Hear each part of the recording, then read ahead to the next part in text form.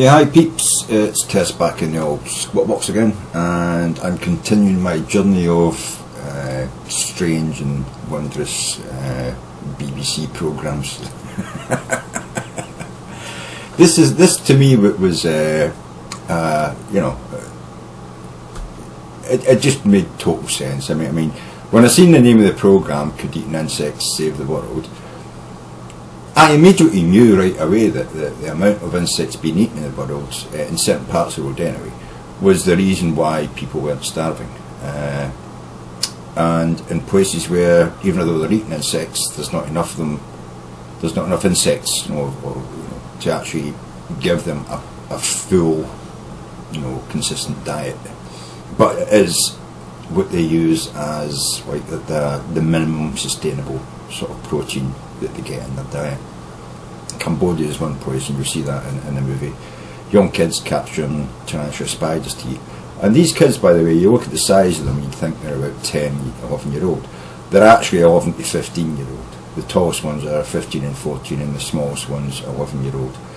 So you can see the product of having a deficient diet.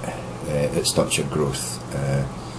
And it makes me wonder, I mean, these people in the Far East, they're eating insects, and it's protein. It's the same basic protein as what you get in beef, different taste, different production method, but protein is protein, and they fill some of their protein necessity from insects. Whereas we in the Western world fill our dietary need for protein basically with a lot of fat, sugar and salt mixed with the protein, and we eat a lot more protein than we actually need. And here I'm sort of in line with some of the vegetarians. We need to eat more veg. We really need to have more veg in our diet, I would even cut out some of the starch in my diets, and potatoes, stuff like that, pasta, rice. I would cut some of that out and replace it with vegetables and fruit if I could, But it is a very hard thing in the Western world, even with our luxury of the amount of food we've got in supermarkets and local shops. It still is difficult to eat a balanced diet when we're basically just too lazy to bother cooking from fresh, and we'd rather just buy a processed meal. But this to me was a no-brainer. Insects, if they were available in Scotland, on the scale that you see it being eaten in Vietnam and Cambodia, I would eat insects. I've got no qualms about it. I would eat the red ants, I would eat the water bugs, I would eat the crickets, I would eat the grasshoppers. I've got no qualms about that whatsoever. I would eat it. It doesn't faze me. I don't see it like that. No, insects, ew, I've got no fear of insects or anything like that. I mean, so to me it would just be a protein that I would add to my meals, And I think the quicker we can get a lot more of the world to see insects as a protein additive to our meals. I mean, there's no need for us to eat crickets toasted or grilled spiders or deep fried locusts. There's no need for us to eat them like that, whole, dipped in batter or covered in pepper. It could be processed. We could farm these animals, these insects, in the Western world, in gigantic farms, where there wouldn't be the same worry about animal husbandry and abuse of the animals and stuff like that. I mean, we could produce tons, hundreds, thousands of tons of insects for the space that we use to grow cattle, lamb and pigs. And they could be processed to extract the protein from them without us having to eat the chicken. Although maybe that would become a bit like getting the little bits at the end of the frying of the fish in a chip shop. People might like to have the chicken deep fried or toasted, as a flavour to be sprinkled over the protein that's extracted from insects. And we could easily have insect cake, insect protein cake. Insect protein fingers instead of fish fingers, locust fingers or spider fingers. We could have them. Instead of having, what do you call it, chicken dippers and all that, you could have locust and spider dippers, you know what I mean? Breadcrumbed or, battered and deep fried. Insect protein, made the way the Japanese do their fish and stuff like that. What do you call that? Where they put it in a real crispy batter. I can't remember the name. I should remember. But we could eat insect protein like that, and you would never have to see the face of an insect ever in your life, but you would still be eating insect protein. I don't see why we don't start to consider this as a viable product for the 21st century. I already see it as a viable product for the 21st century. I just don't see why it's not being considered, but by our nations as a viable product that could be produced and sold in the open market. Anyway, I hope you enjoy the little clip I've taken out of the BBC programme. Can Eating Insects Save the World? I suggest if you can get BBC programmes, you go and look it up on the internet and try and see, do the whole show. It's about an hour long. I think I just threw in about 15 or 20 minutes of it here. But it's interesting and I hope you enjoy it. Sláinte bhá, folks.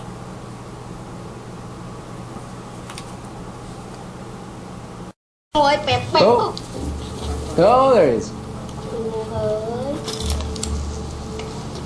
Oh, there we go. Blimey. Wow, that's a big fella. That is a tarantula. They're very beautiful, aren't they? They may be beautiful, but the fangs are extremely dangerous. Tarantulas are so strong that they can hunt mice and birds. And so if you pick it up by the sides, is that much safer? So from where you're holding it now, he can't bite you?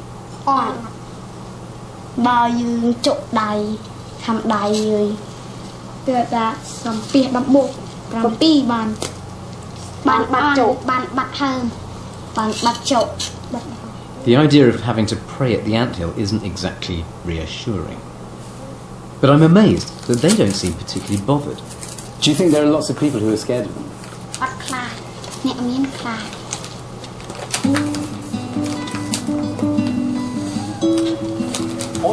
Oh my God, there he is.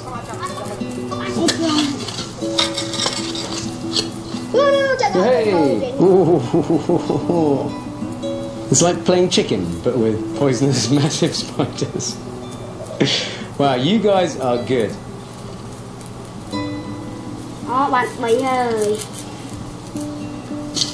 Okay, I think it's my turn. Can you show me how to do it?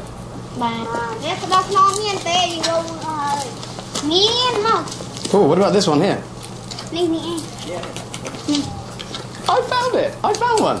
Okay, so should I dig here?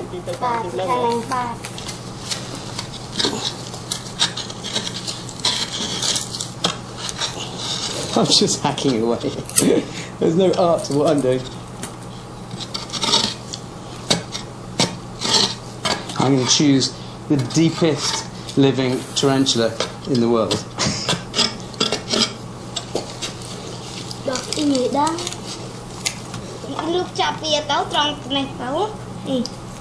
So now I've got to get him to come out.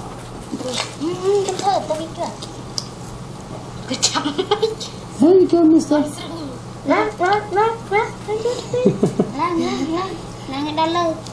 This might be a two-stick job. Okay, there is my tarantula. Okay, a little bit dusty. And a little bit... a little bit the worse for wear. Okay. So pick him up there. Yeah? Oof, good. Yeah. I don't know, it's a spider. It doesn't want to be picked up. Oh, it's quite soft, quite warm. There is... Oh, my tarantula. Am I dripping with sweat? Because I feel like it.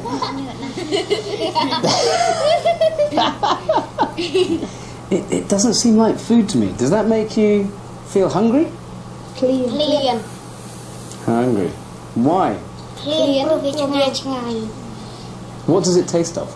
បើគូតវាទីបើក្បាលវាមានសាច់នៅក្នុងត្រង់នេះវា Which is your favourite bit?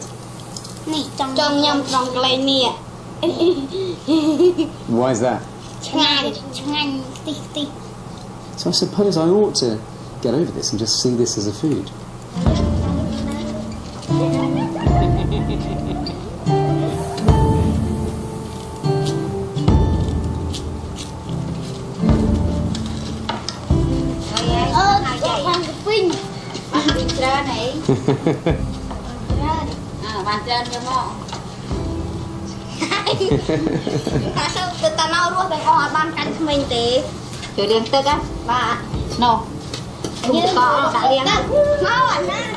It's not surprising that the boys are eager to get food on their plates. This is their first proper meal of the day.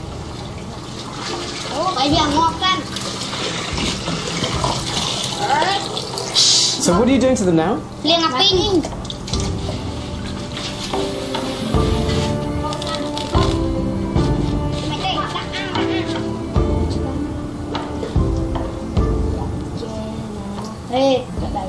So these are just being grilled. Straight on there, no oil, just salt, sugar and MSG.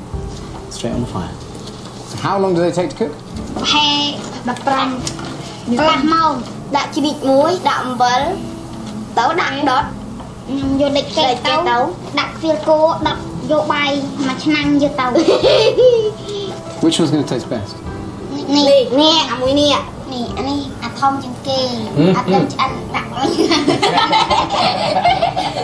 Is it time to eat? ញ៉ាំ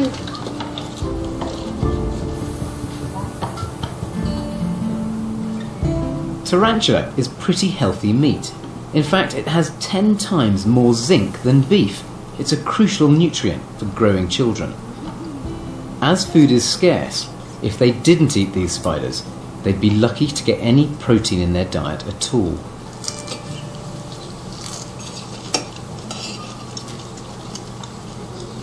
Hey, that's good.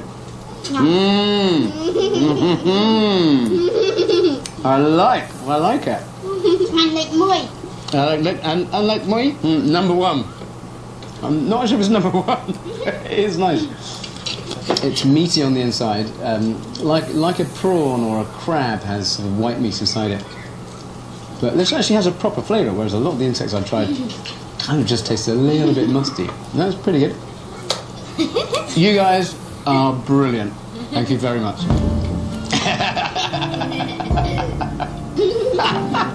Yeah, bonkers.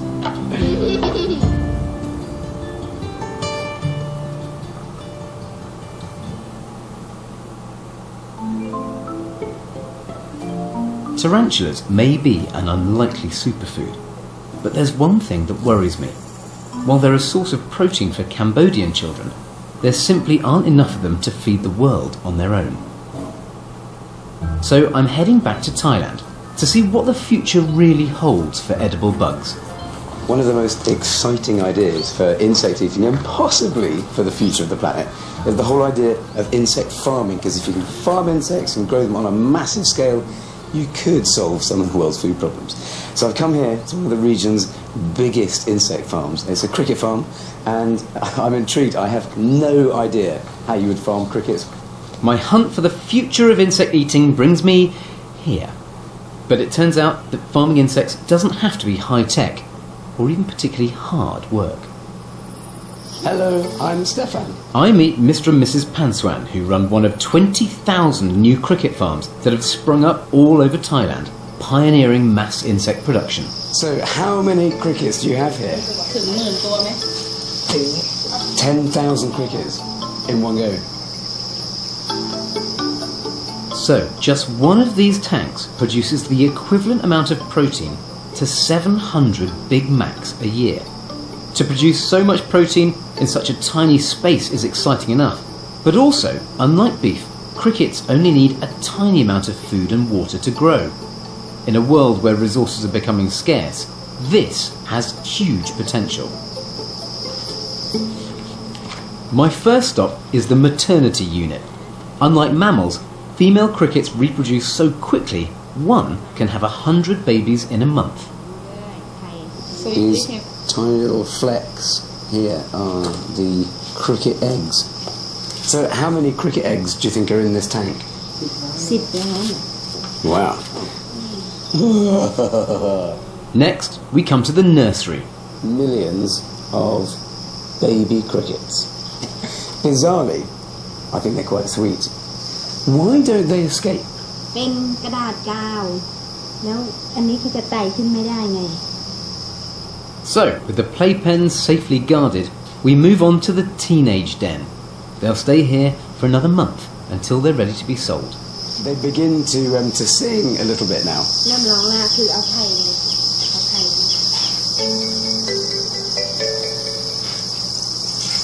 Look at this, I mean, just they've all crawled out to the top of all this vegetation here. Just tens of thousands of crickets. I don't know why, but I find it mesmerising just looking at them. I think it's having this many insects in one concentrated area. It's just mind-blowing. Mrs. Pansuan asks me to help harvest the next batch for market. It's as simple as that. Just grab an egg crate and shake it. And crickets aren't just eaten in Thailand. Tons of them are frozen, canned and exported to adventurous eaters all over the world. It's a small export market at the moment, but the potential is vast. ตัวเลยนะเนี่ย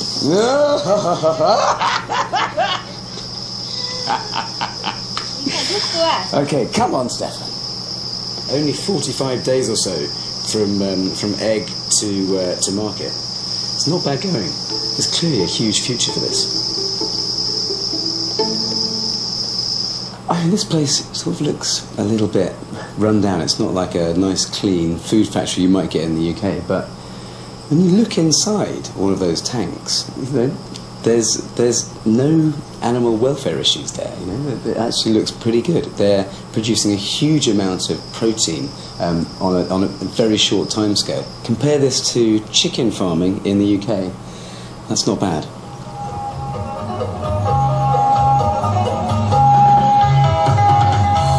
For the final leg of my insect adventure, I'm now ready to experience one of the rarest events in the bug-eating world. It's the end of the dry season, and locals here are dancing in the hope of bringing on the rain.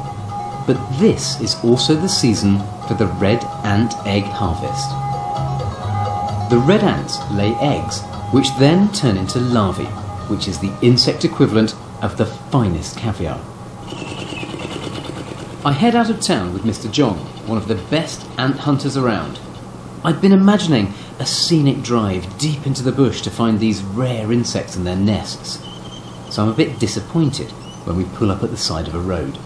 So we've arrived here. What do we need to do? But if I thought catching them was simple, I was in for a bit of a shock. Not these. Why not these? Why not? Do they bite quite hard? Yep. Yep. Okay. Ants make their nests on the branches of high trees.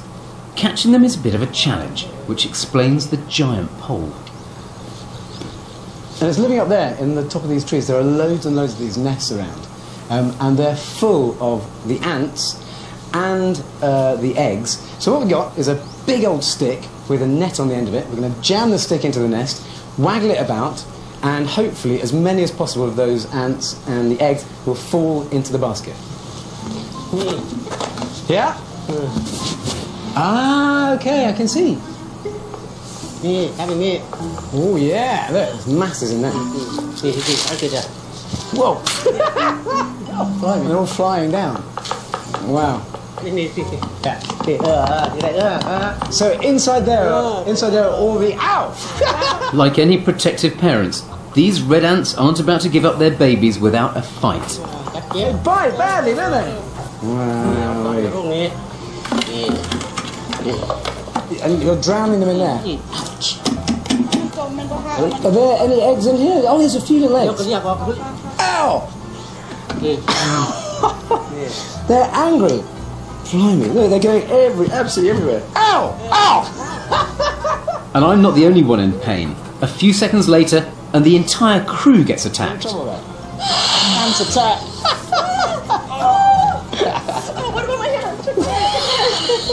So, we managed to get our first ant nest, and we've regrouped because it was slightly chaotic. Everyone got bitten to shreds. So, so this time we're going to shape the pole from upwind so that the ants fall out and fly out downwind, and hopefully there will be separation of human and ant. That way we might survive this. Okay, you ready? Let's go for it. That's quite high, that one. Oh, here they come. We're right underneath them now. Oh, you got it. Ow! Ow! Ow! Ow! This isn't just a little bite. When their leaf-cutting jaws crunch down, the ants twist their bodies to inflict maximum pain. But what's strange is that Mr. John doesn't even flinch. Crazy job you've got.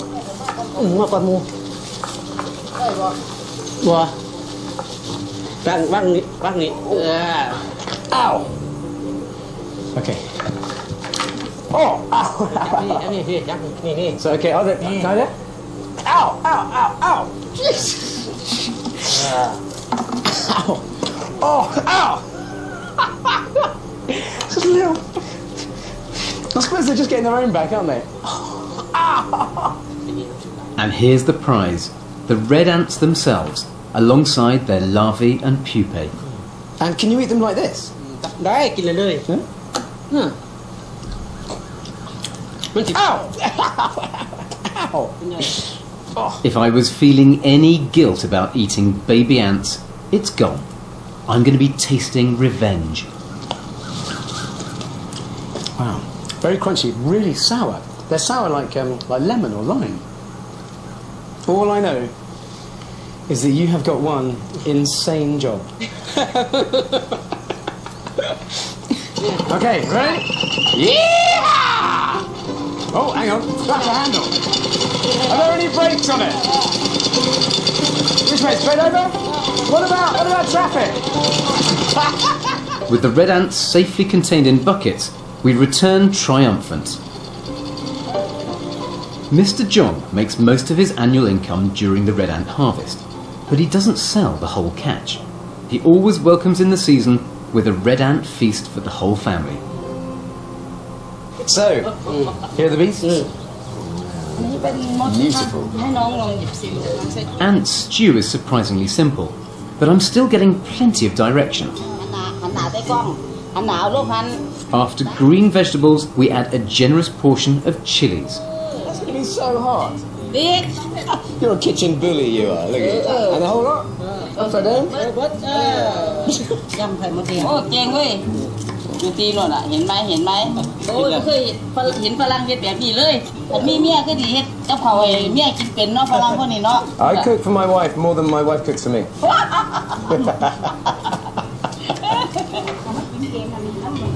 And finally, the prize ingredient.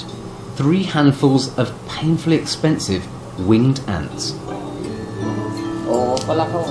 The next dish is a red ant egg omelette, known throughout Thailand as one of the best delicacies of the season. Oh, the whole lot?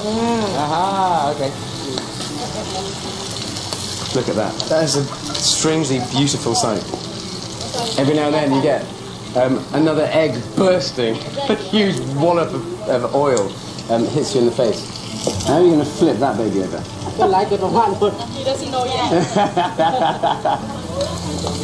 It's looking good.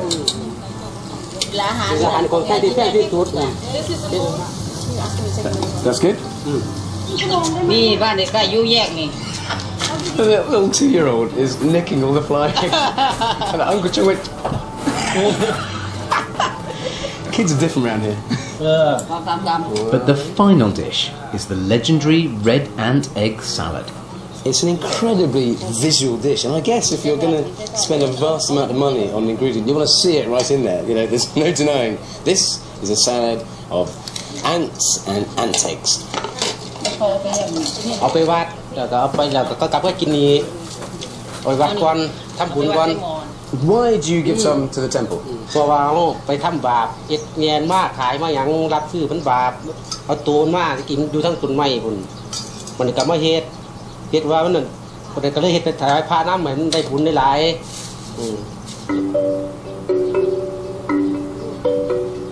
We head just round the corner to the local Buddhist monastery, carrying a bucket full of red ant offerings. It's against their religion for monks to cook for themselves, so bringing food offerings is an integral part of Buddhist ritual. It's got to be fair, we don't want the monks fighting with us. This is the salad. Whoa, this is the good stuff. ใบหน่อยพี่จะเคยกินย่านละ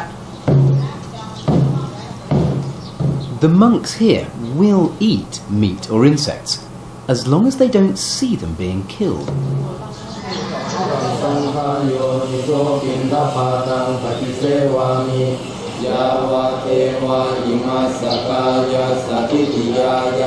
It's also forbidden for them to have any opinions about the taste. Food is for sustenance, not pleasure. But it's pretty clear to me that this monk loves my red ant stew. การที่จะบอกว่ามันเป็นอาหารที่ทานง่ายไหมมันคงตอบไม่ได้เพราะหนึ่งคือจะอร่อยหรือไม่อร่อยพระท่านตอบไม่ได้มันต้องเพราะอาหารเมื่อโยมถวายแล้วเราก็ฉันได้เราฉัน And with that spiritual endorsement, I head to Mr. Jong's house, finally ready to try the ultimate in insect gastronomy. Okay. This is a really crucial moment for me because this is supposed to be the most delicious set of insects on the planet. Now, if it is truly delicious, if it works as a food, as a dish, as something that I can really enjoy, then maybe I can become an evangelist. Okay. So, how do we do this? You get a little bit of sticky rice first, and then make it into a little bit like that, and then scoop it up, yeah, like that. Oh my! Big green. กินมาดิบางเห็ดเบิด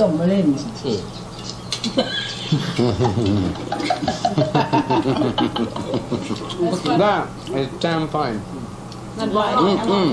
Alloy. Absolutely delicious. And a world of experience of flavours and textures and sweet and sour, milky, with all these little crunchy bits of the ants and the creaminess of the eggs. Fantastic. It's like the sensations of caviar but with masses more flavour. I'd like to propose a toast to you beautiful people, but above all, to these amazing and fantastically delicious insects. Dum.